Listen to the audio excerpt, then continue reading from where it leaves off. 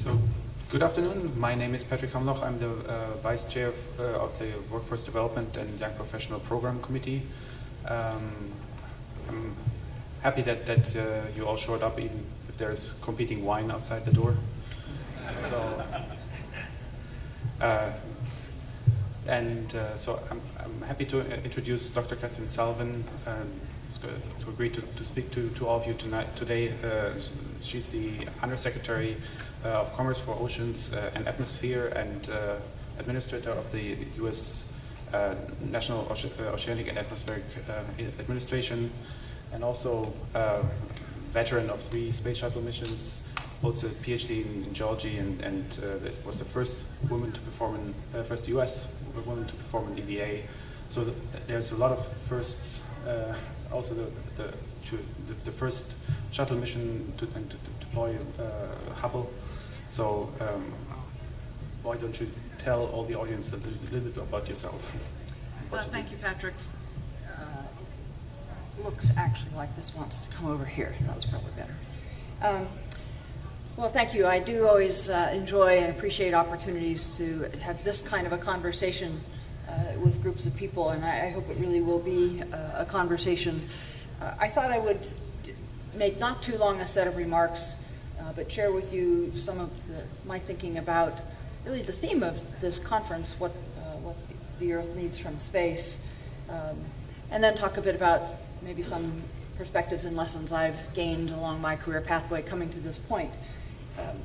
So it is quite unique to have the opportunity to fly in space, and you hear lots of astronauts talk about the different perspectives of seeing the Earth as a whole, and Sandy Magnus said this morning, you understand it's really one closed system, a contained place, and it is an experience that really does shift your perspective about Earth. All of that is true. For me, having had a lifelong interest in geography and growing up as an Earth scientist, it also changed my perspective in another way, and it really fired in me a very strong desire to not just come home with pretty pictures from orbit and able to tell the golly, it's wonderful stories about looking out at the Earth, but actually to direct my career towards activities that would transform that perspective and the data that we can get from the space perspective into information and knowledge that actually matters here on Earth. It's no secret to any people in this audience that we're facing quite an array of challenges here on this little planet of us, and that, I think, is driving an even stronger focus on some particular dimensions of what the world needs from space, and I would argue what we, the space community, need to do to help meet that need. In NOAA, we see this every day right up close. It is through our agency, the National Oceanic and Atmospheric Administration in the United States, that all of our national investments and everything we learn from the investments of partner countries around the world, it is really through the kind of work that NOAA does that those investments touch 300 million Americans. That's every single American, every single day.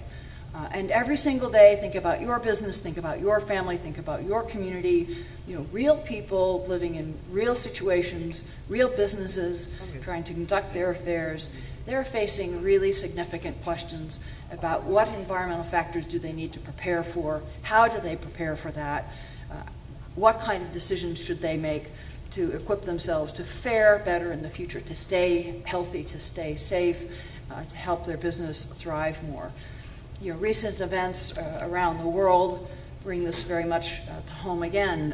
In the United States, Hurricane Sandy last year, where this kind of foresight, this is what I call environmental intelligence, so not just earth science data that goes into a journal, not just earth science images that show up on a website, but the transformation of those forms of data into actionable, timely, reliable information that someone has, with really clear intention, focused towards the decisions that a community emergency manager is making, focused towards the decisions that our National Emergency Management Authority have to make, focused towards what information does Craig Fugate need 4 days before a storm hits land to determine what communities he will or will not order to evacuate, which businesses will or will not have to shut down, what response supplies need to be positioned where, So they're right at the edge of the damage zone, able to speed in and help people quickly, but just outside the damage zone so that they're not destroyed in the storm itself. So severe storms, short-term events like that, droughts, an Arctic with less and less summer ice and higher levels of shipping, carbon dioxide levels soaring above the 400 parts per million level last year, population growth on a trend line that tells us that we will have 2 billion more people, 2 billion on top of the 7 we have, 2 billion more people by 2040, and that tell us that means we will have to double food production by 2040. We don't feed everyone on the earth well now, but we will have to double food production by 2040. And what are the consequences of that for water and water resources? And what are the consequences of those two things for the increasing water demands to produce energy for those 9 billion people?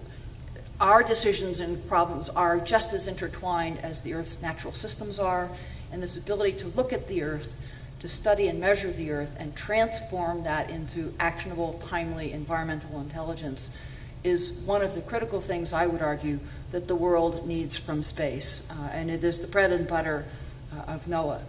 The other reality here, as our natural planet changes, and the data make it unequivocally clear that the normal patterns of decades past are changing. We can have whatever debate you would like about whether God did it, nature did it, we did it. That part of the debate in this context is moot. It is changing. And the implication for all of us, and again, our societies and our families, is that the past is no longer prologue. To put it in more technical term, stationarity is dead. The statistics of past climate patterns we are used to are increasingly not holding for our projections into the future. And in some places, these realities are already driving pressures that are severe enough to dislocate populations, to foster civil unrest, to force migrations of people.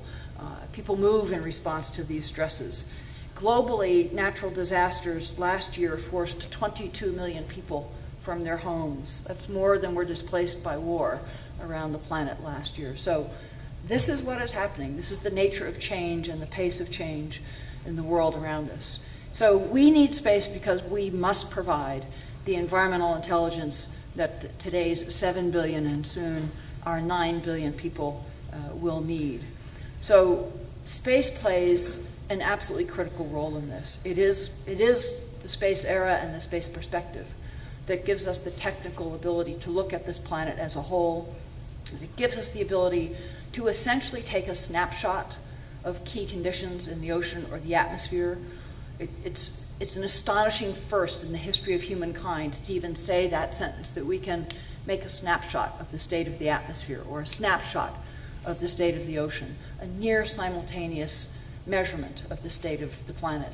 And that is the first step to being able to propagate that forward, to make a forecast, an outlook that gives us the ability to think ahead, to analyze ahead, to consider alternative courses of action, to evaluate the consequences of potential alternative scenarios. This is the foresight that is really critical to most of these key decisions that I'm alluding to. Let me tell you a couple of examples in that regard. West Africa experienced significant floods in 2008. It also experienced significant floods in 2007. In 2007, hundreds of thousands of people were displaced. So the difference is that in 2008, various agencies and countries helping the West African authorities mounted a forecast effort, and in 2008 provided a forecast in advance that predicted the likelihood of heavy rainfall, gave some idea of the locality of that rainfall, and gave the national authorities in West Africa foresight, advance warning, time to prepare. And this all worked through largely the International Red Cross, Red Crescent societies, who also delivered the training to the folks on the ground.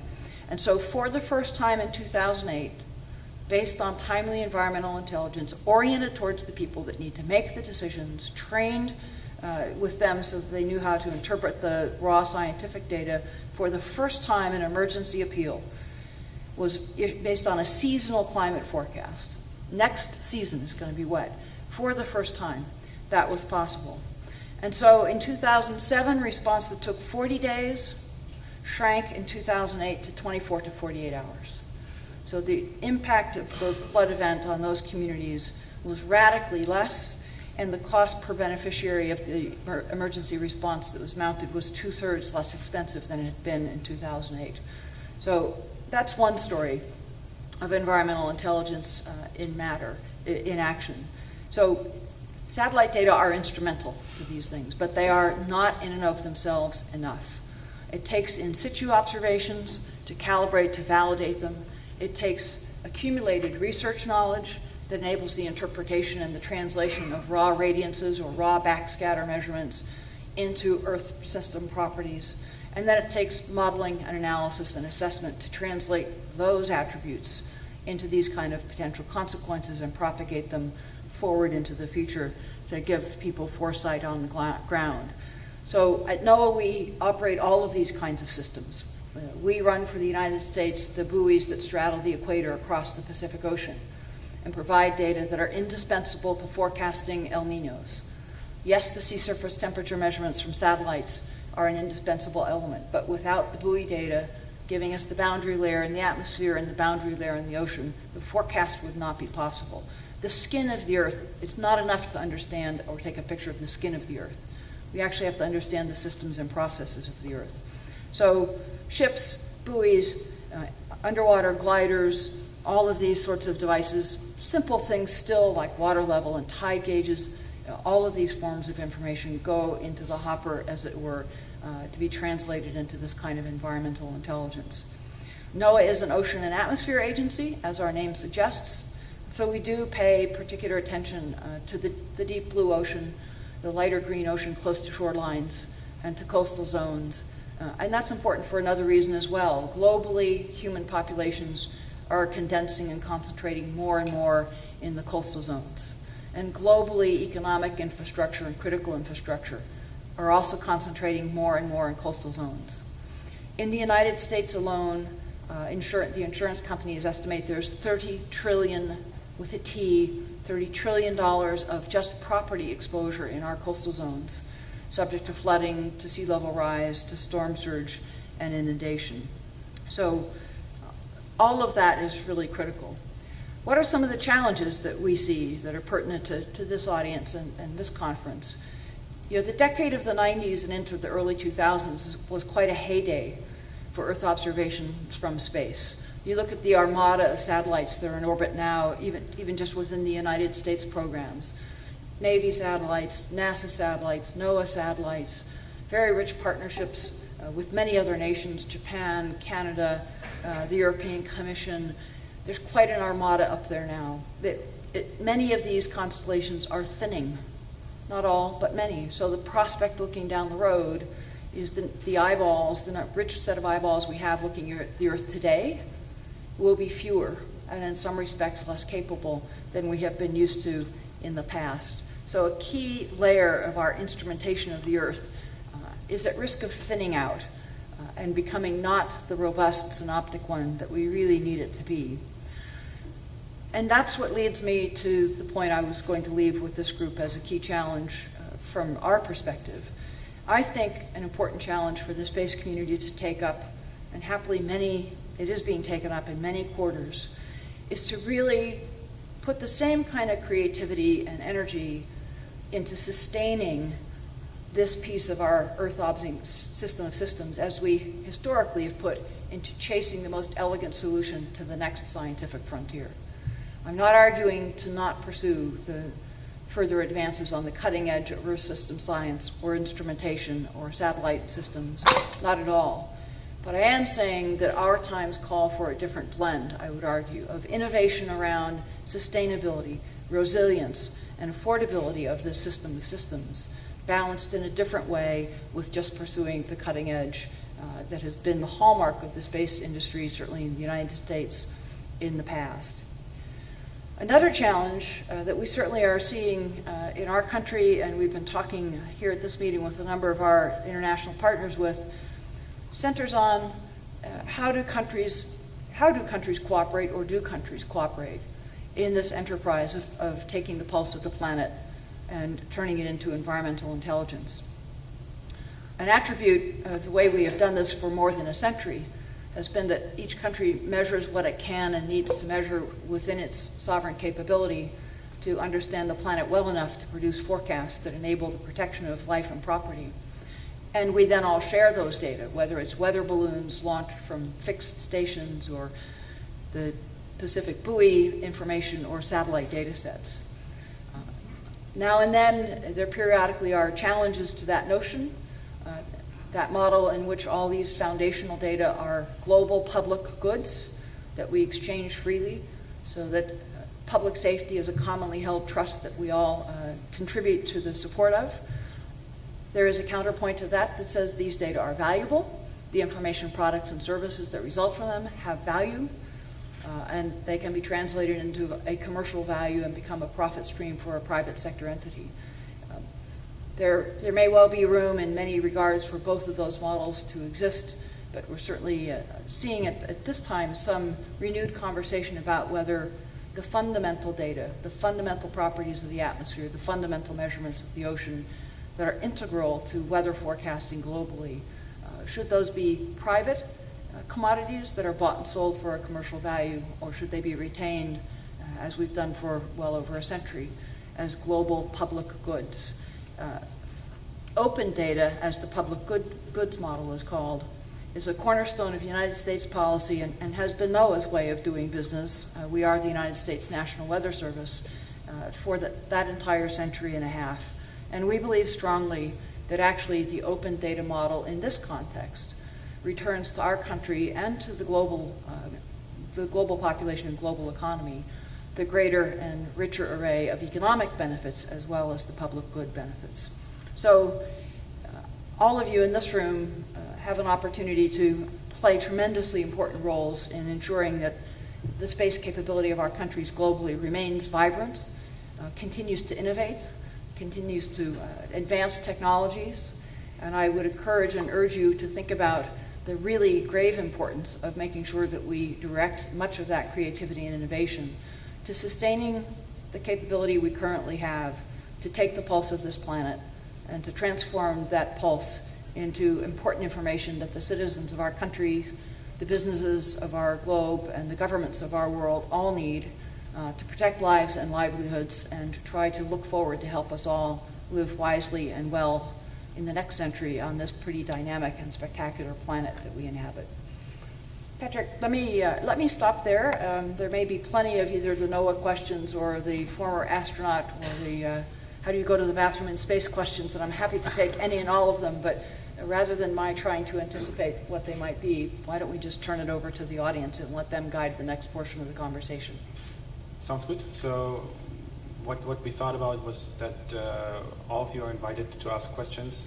So we have a mic in the middle of the room, so whoever has a question, please come up and just ask what you want to know.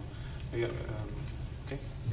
I'll give you the glass half full question. Please do announce yourself and your affiliations. Sure. Frank Slazer, I'm with the Aerospace Industries Association in the United States. Especially here in Canada, as we talk about climate change, the emphasis seems to be mostly on the deleterious effects as justly, we need to worry about those. But it seems to me countries like Canada, Russia, perhaps northern parts of the United States, may have changes happening which might make them more productive for farming and that sort of thing. Is there any work being done to try to, as you look at the 2 billion more people we've got to feed, how should we start planning our land use differently in a way to take advantage of what we can out of this situation? Thanks, Frank. It's clearly not my primary direct field, but there is some interesting work being done. One of the more interesting groups I've looked into has been at the University of Minnesota, focused, trying to look at the real energy and resource needs of food production. And I will do a short paraphrase of a very robust, complex body of work. It boils down to saying, there's no way you can get to what the next 2 billion will need without significant adjustments in how we currently do things through all segments of the agriculture sector. So land use practices, yes, certainly. Water use practices, absolutely. Chemical and fertilizer application practices and the runoff flows from that. We really have to look as a system of systems. And for every how does the benefit cycle really play out? Is it really net just a good thing that pick something? Northern Manitoba now might also become the wheat belt. Well, maybe so, but that's also to the supplanting of other species, the shifting of disease vectors. So you're already seeing in the central United States and Canada, for example, as seasonal patterns change, frost-free seasons are getting shorter. Pests that used to be killed off by hard frosts are no longer being killed off by hard frosts. That's a potentially negative feedback loop into the agricultural system. Depending on the pest, it's a potentially negative feedback loop into human health. And on that regard, you're already seeing arguably nuisance kinds of things, but the ragweed pollen season has extended by about 20 weeks in central and western Saskatchewan and Manitoba. So I think we need to be aware of the glib statements of there'll be better beech seasons in Nova Scotia and more wheat grown in northern Manitoba. That seems good to me, because the cascade of consequences around these changes is going to be much more complex than that. More question? Yeah. Hi. Margot Solberg from the education sector of the Ecuadorian Civilian Space Agency. For about 5 years now, we've been doing live satellite downloads with the students in elementary school of NOAA satellites and using that information to make authentic learning in geography and math. What recommendations do you have for students of that age to extend beyond and analyze better these images that we've been accumulating and taking action? Any ideas that you could share? So I don't know the details of your program well enough to really give you a specific bit of design advice, but people, I believe strongly, and I think the research is quite strong as well, that people of every age learn best by experience. So whether it's your program or the KidSat program, the EarthCam program out in San Diego, I think the opportunity to have the experience of taking data that look obscure, that look sort of abstract, and learn how they actually relate to information about your world and tie it to something that's pertinent and relevant to your current experience. That's a valuable piece of experience for any student to have, both as a general matter of experiencing a good learning model rather than rote learning, and of sparking their interest, one would hope, in going further in the sciences. But I'm not sure if I got right on your question. That's what we've been doing. I'm guessing that what I'm getting from your talk today that's inspiring for me is the taking action part and how that affects us as citizens. And I was just wondering if you had any experience to share in terms of how we could use that data beyond learning those skills of math and geography, and in terms of analyzing it further and taking action. It would be specifically for South America. I think the closest I can think of that I have some familiarity with would be work NOAA's educational program does in the Chesapeake Bay. And the linkage between the two pieces of the puzzle is to start the students at the beginning thinking about a question that their community or their school or their town is actually facing. And so when they do that work, they're mindful of the question that it could inform. They may also go do something with it, but to think about moving data to a point where it actually can inform a decision that's really happening in your town right now. That's really, water quality, for example. How good is the water quality at which point along our river? What can a satellite system tell us, or overhead imagery tell us? What can we measure in the stream ourselves? What does it take to put that picture together? But to start it oriented towards a real world question, we've certainly seen be powerful in the Chesapeake Bay example. Perfect. Thank you. You're welcome. Next question. Good afternoon. I'm Ruth Macavinia. I currently work with Solenix in Germany, contracting for one of your partner organizations in UMETSAT. But my question actually relates to my own more recent personal research into risk communication in relation to severe weather. And I'm wondering, in relation to climate change and how much more serious weather events can become, given that you have the ability to forecast well, to identify locations well, and to warn well, whether it might be time for the US to consider something along the Australian model of mandatory evacuations? Yeah, we do put out mandatory evacuation orders under certain circumstances in certain places. We don't in the United States tend to, and we send out law enforcement groups to reinforce and encourage and drive that. We don't forcibly remove people from their homes. So I don't imagine that approach would go forward in the United States, just given the ethos of our political system. But certainly, forecast data for a number of severe events is focused enough and regionalized and geographically clear enough to give very clear evacuation orders. So that does happen. In the case of hurricanes, as I suspect you know, wind is not what kills people in hurricanes. It's always the water. It's the storm surge, the upland flooding, engorged rivers coming down slope and cutting out hillsides. That's what really kills people. And so our evacuation orders for hurricanes specifically are driven around the drowning and surge risk. That will leave hundreds of thousands of people who I promise you are going to be scared beyond their wits by riding through the wind field of a hurricane, but they're not actually going to be in grave danger. They're just going to be terrified. A follow-up, if I may, Patrick? Sure.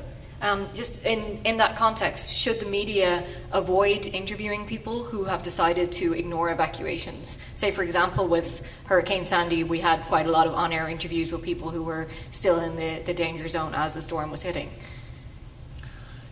You know, as an opinion, it would probably be helpful if the media took it as their charge to help encourage constructive activity. They take it as their charge to drive ratings, and they're independent entities, and that's fine. They did do some of that, interviewing people who were staying behind. I can say just from the coverage that I happened to watch, some of that was sort of a golly gee whiz, aren't they brave kind of tone to it to my ear. Some of that seemed to my ear to be illustrating or at least shining light on the danger and foolhardiness of this. And I think on the whole, again, the coverage that I watched, I think the broadcasters in the United States on the whole were pretty responsible about reinforcing. You know, the National Weather Service has said very clearly this is a life-threatening storm. The county sheriff has said very clearly. One of our weather forecasters in the office on Long Island that covers much of this region, interestingly wrote in one of his bulletins that is normally a relatively dry forecast bulletin of just the facts, actually wrote a very personal couple of sentence plea in very plain English that even said, please hear what I'm saying and leave your home now. If you leave your home now and it turns out nothing really bad comes to your neighborhood, here is my phone number, call me afterwards, but you will be alive to call me, please leave. And a number of law enforcement folks being very vivid. So some of the change that we've certainly seen in our tornado warnings and our hurricane warnings that has led to improved reaction to the public has actually been scientists stepping out of the scientific jargon and speaking as a real human being to the human beings that need to make a big activation decision to break a pattern and change. And that has been making a difference. Thank you. Hi, I'm Mariel Borowitz. I'm an assistant professor in the Sam Nunn School of International Affairs at Georgia Tech. And my question is about NOAA's climate observing mission. And I'm curious how NOAA coordinates their activities with the climate activities at NASA, and how you see that kind of coordination or partnership changing as we go forward. It's pretty well coordinated not only with NASA, but with the United States Navy, the National Science Foundation. Each of those three entities, we each have different charges, different responsibilities in the United States government arena. The simplistic model, and all simplistic models are too simple to be true. All models are wrong, some models are useful. The simplistic model is that NASA should pioneer new sensors, and sort of as soon as you've built the second or third one, you should somehow magically give it to NOAA, and NOAA will do the next ones. National Science Foundation the same way, so with ocean observations, there's been a big observatory campaign around the oceans, and it was rather glibly imagined the bits of this that proved to be really valuable somehow will carry on.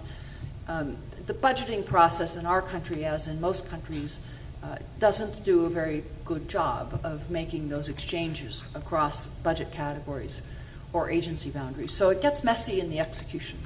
NASA clearly does sustain some observations for far longer than a 2 to 3 year research campaign. So does the National Science Foundation. So the way it gets coordinated is through an overarching part of our executive branch based in the White House that brings various agencies together around these challenges that cut across the administrative lines and sort of makes a jigsaw puzzle out of the different pieces in different agencies and helps us all see how the respective pieces fit together and try to spot where there might be a gap or something might drop through a crack. It's messy, it's imperfect, but I think as long as you've got smart, good-hearted people working on it and aiming towards the societal benefits that we're trying to gain, it's worked out reasonably well.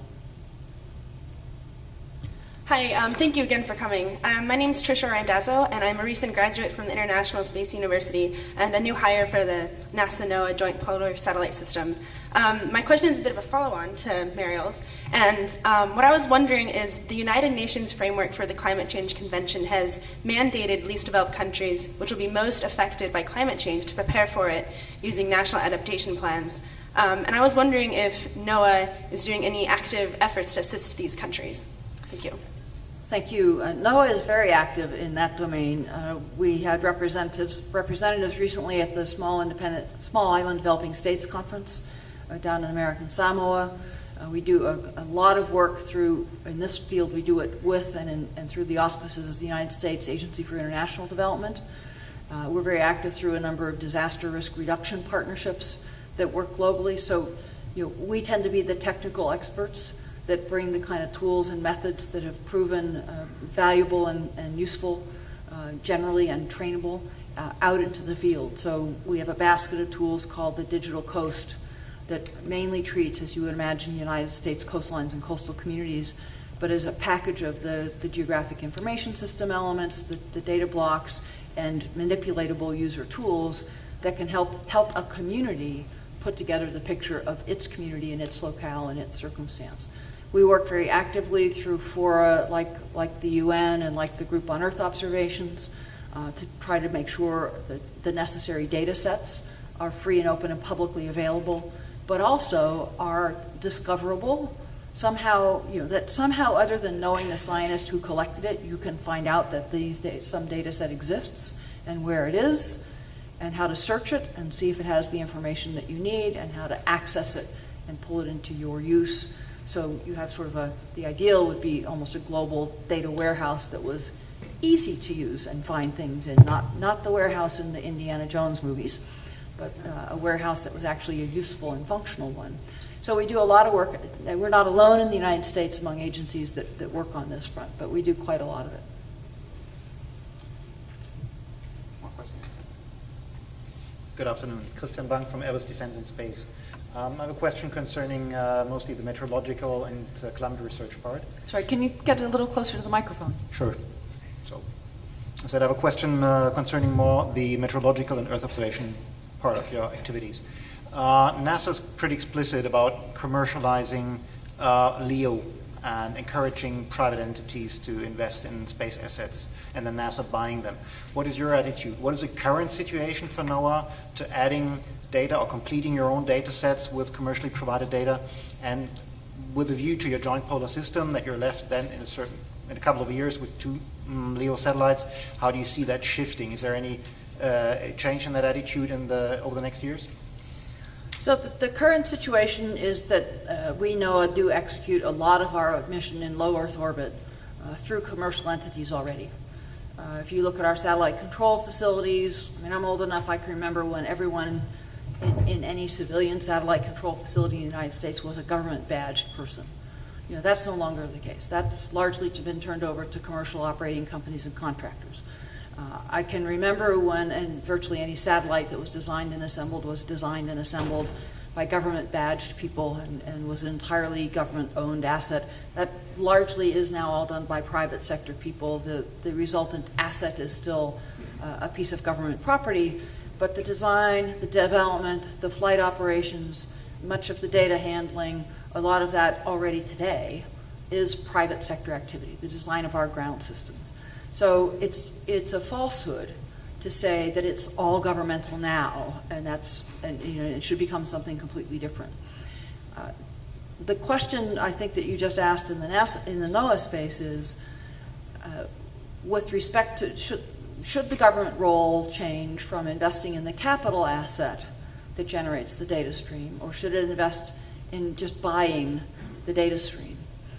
And our view, again, as I said, consistent with long-standing United States policy and NOAA's practice, our view is global data sets that are integral and essential to any nation's capability to forecast weather beyond about 2 days, and you have to have measured the globe to do a weather forecast beyond about 48 hours, period. I don't care what country you are, I don't care where you are.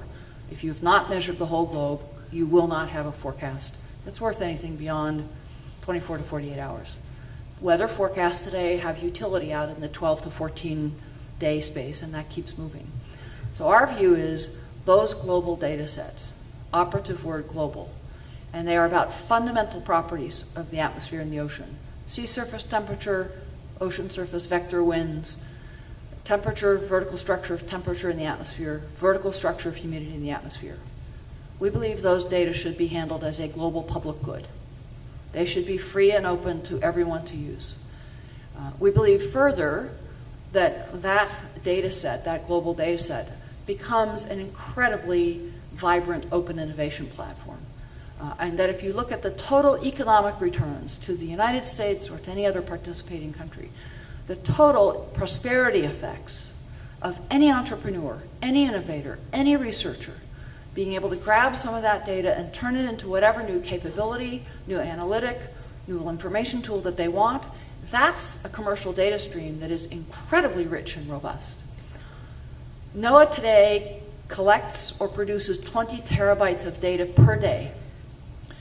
And just because of the size of our data pipes, only about 2 terabytes, about 10%, are published out the door as products or information services. On those 2 terabytes, a private sector weather analytics enterprise that's variously estimated at $1 to $3 or $4 billion per annum has flourished. That's the Weather Channel. That's AccuWeather. That's Weather Services International. That's the Climate Corporation. I could go on and on and on. So our argument would be 2 things: retaining global data sets as a global public good is an important and vital aspect of the responsibility of governments globally to ensure the protection of life and property and fundamental economic viability of their societies. That's an inherently governmental role if there ever was one. And furthermore, the commercial economic upside of allowing those data to be such a widely accessible open innovation platform far exceeds the total economic benefits you would get if you allowed one commercial entity to capture all the benefits and narrow the range of utility. So one more point, we do buy data today. NOAA buys data from commercial companies that have mounted sensors on commercial airplanes that densify the measurements of the atmosphere over the United States. We buy data from several companies that install additional radars or additional lightning centers that densify our observing network. Those commercial data do help us improve our local and regional forecasts. They're of no bearing to the European Center for Mid-Range Weather Forecast. They're of no bearing to our partners in Australia. They do not, to no detriment of Environment Canada or the Japanese Meteorological Agency, that they don't have those data, or they could buy them if they wished, but they're of no value to those forecasts. So we see those 2 dimensions, the global good of the necessity to work together to measure this globe as a family of nations, and the commercial opportunity in value-added products and services, in data analytics, and in regional enhancements, if you will, to the forecast products. Are there more questions? I think we have maybe time for 1 or 2 more.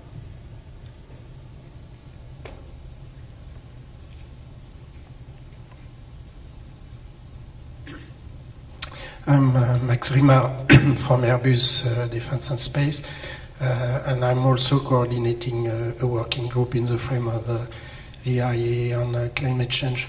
My question is about the big challenge for climate change, disaster management, and environment intelligence, which is continuous availability and sustainability on the long term of the data. And this cannot be achieved by a country alone, so it means international cooperation. And today there are at least 2 organizations, GEO and CEOs, which are trying to organize this cooperation. So do you feel that it's a success, or it could be improved? And if it could be improved, which kind of new mechanism we should invent in order to prevent any gap? Thank you. We do think that it's GEO, it's CEOS, it's also GCOS, the Global Climate Observing System. There are many four-lettered, it's a universe of four-lettered organizations. I would actually wish that we could have somewhat fewer layers and entities. So to your question of what other entity might help more, I don't think adding another entity helps. I think focusing on the entities that we do have and maybe broadening agendas or enriching the connection points between these different groups would be more valuable than setting up yet another organization that we imagine somehow will manage to make a better connection. Because in the end, also consider it is only a community of people of a finite size. And already I look at our NOAA team, I have many people, I can think of about a dozen people who spend a lot of their time working on this, and they spend more of their time because there are so many meetings, so many places they have to go to. So I would be in favor of fewer locales, that we could bring the key team members together to give them maybe longer time to work more deeply on things instead of having to leave Geneva to fly to Brussels for the next meeting on almost the same topic. So I think both GEO and GCOS and CEOS, I think if you look 20 years back, it is clear they have helped catalyze improvements and progress in the accessibility and discoverability and sharing of data. It's clear in the case of CEOS that in terms of countries cooperating so that their two hands mesh and reinforce each other instead of are redundant, they've clearly been a very helpful forum in helping governments make wiser decisions to share the challenge of observing the Earth. So let's invest a bit more in some of the ones we have and not keep creating other ones. Sir. Thank you. I'm Peter Hulsrøy from the European Space Policy Institute. I have 2 very different questions. The first one is that you are talking about how the eyes we have in the skies are getting fewer. Is that because we don't believe what they are saying? Or perhaps because we don't want to believe what they are saying?